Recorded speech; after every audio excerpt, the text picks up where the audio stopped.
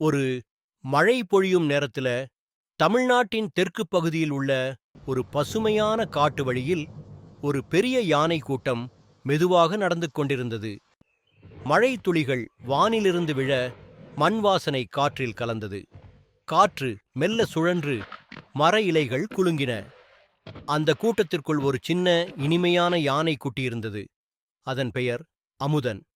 அமுதன் எப்போதும் தன் தாயின் அருகிலேயே இருந்து காட்டு வழிகளில் மகிழ்ச்சியுடன் நடந்தான்.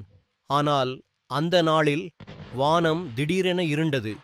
இடிமுழக்கம் கேட்க மின்னல் மின்னியது. மரங்கள் ஆடின. நதி பெருக்கெடுத்தது. கூட்டம் சிதறி ஓடியது. மழை விழும் சத்தத்தில் அமுதனின் தாயின் குரல் மெல்ல மெல்ல தொலைந்தது. அடுத்த சில நிமிடங்களில் அமுதன் முழுக்க தனியாகிவிட்டான். தாய் எங்கேயோ போய்விட்டாள். மழை நிற்கவில்லை. வானம் அழுதது போல மழை பொழிந்தது. அந்த இரவில் அமுதன் ஒரு பெரிய மரத்தின் கீழ் நின்றான். மின்னலின் வெளிச்சத்தில் அவன் கண்கள் பளபளந்தன. அவனுக்கு பயமாக இருந்தது. ஆனால் இதயத்திலோ ஒரு நம்பிக்கை இருந்தது. என் தாய் எங்கோ இருப்பாள். நான் அவளை கண்டுபிடிப்பேன். அடுத்த நாள் காலை காடு மீண்டும் உயிர்த்தது. பறவைகள் பாடின. நதி சிரித்தது. காற்று தழுவியது. அந்த காற்றோடு ஒரு புதிய நட்பு வந்தது. ஒரு சிறிய குரங்கு. அந்த குரங்கு கிளைகளில் இருந்து கீழே இறங்கி அமுதனை ஆர்வமாக பார்த்தது. அமுதன் புரிந்து கொண்டான். இந்த குரங்கு நல்வழி காட்டும் நண்பன். குரங்கு தன் கைகளால் வழிகாட்டியது போல அமுதன் அதைத் தொடர்ந்து சென்றான். அவர்கள் சென்ற பாதை புதிது. மரங்கள் மாயம் போல மாறின.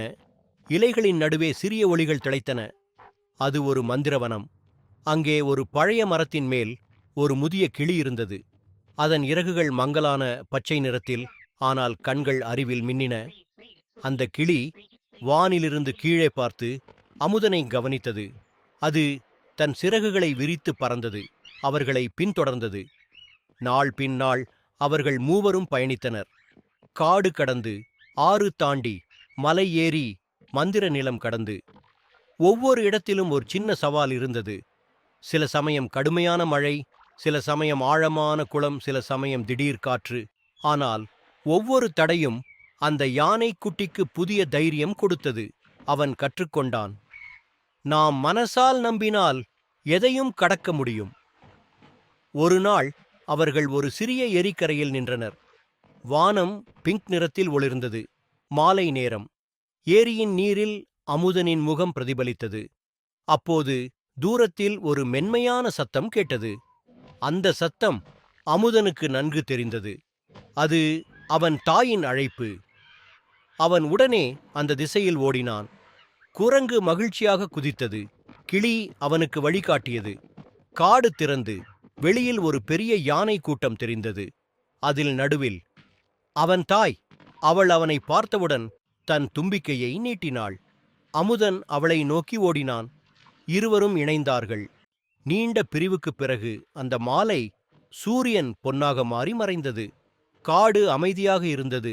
ஆனால் மனங்கள் பாடின. அன்று முதல் அமுதன் இன்னும் தைரியமானவன் ஆனான். அவன் தெரிந்து கொண்டான்.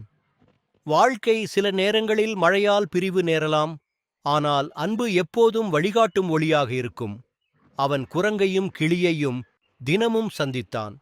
அவர்கள் மூவரும் சேர்ந்து காடு முழுதும் விளையாடினர். மழை மீண்டும் பொழிந்தது. ஆனால் இந்த முறை பயம் இல்லை. மழை துளிகள் மெல்ல குறைந்தன. வானவில் தோன்றியது. அந்த வானவில் கீழ் சிறு அமுதனும் அவன் தாயும் புதிய நண்பர்களும் ஒரு புதிய கதையின் ஆரம்பத்தை எழுதினர்.